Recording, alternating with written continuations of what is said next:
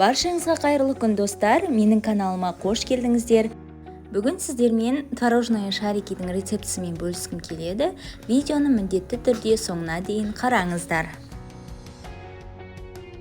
Бізге қажетті ингредиенттер жұмыртқа, ванильді қант, ұн, қопсытқыш және ірімшік.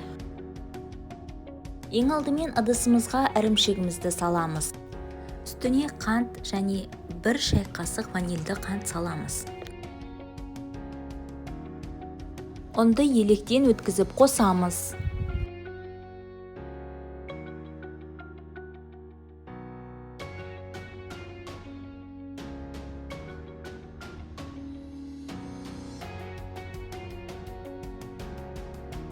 Және осы массаның барлығын жақсылап араластырып аламыз.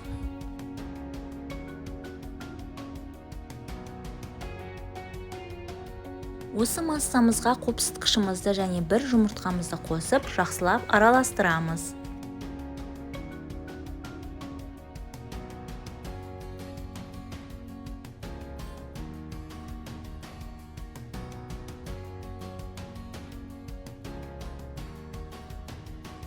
Міне бізде осындай қолға жабысатындай масса болып шығуы тиіс. Үстелімізге кішкене ұн сеуіп, творожная шарикімізді жасауға кірісеміз.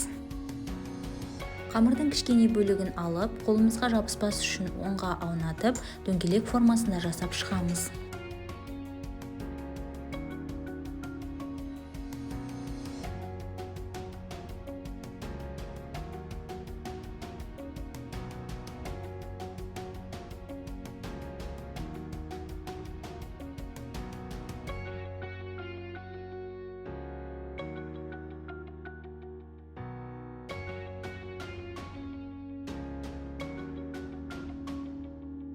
Табамызға май құйып, май қызғаннан кейін орташа отта қуырып аламыз.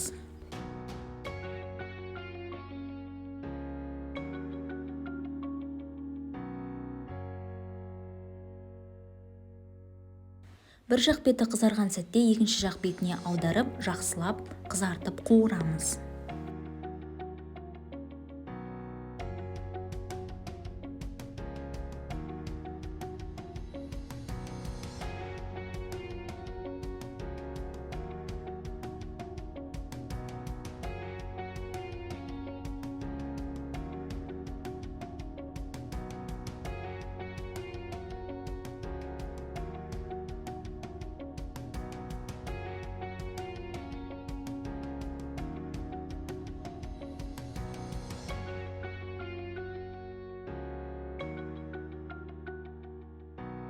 Барлығын дәл осылай пісіріп аламыз.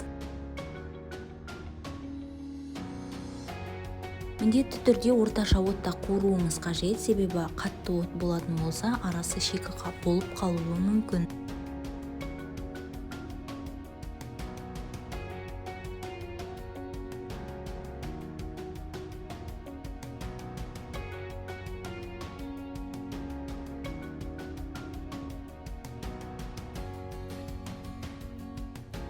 Біздің творожный шарикіміз дайын болды.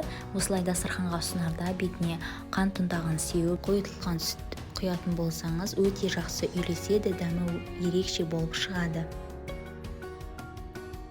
Міндетті түрде осы рецептпен жасап көріңіздер, сіздерге ұнайтынына сенімдімін. Сіздермен болған Кәмшат. Егер видео ұнаған болса, лайк басып, комментарий жазып, менің каналыма тіркеліп кетуді ұмытпаңыздар.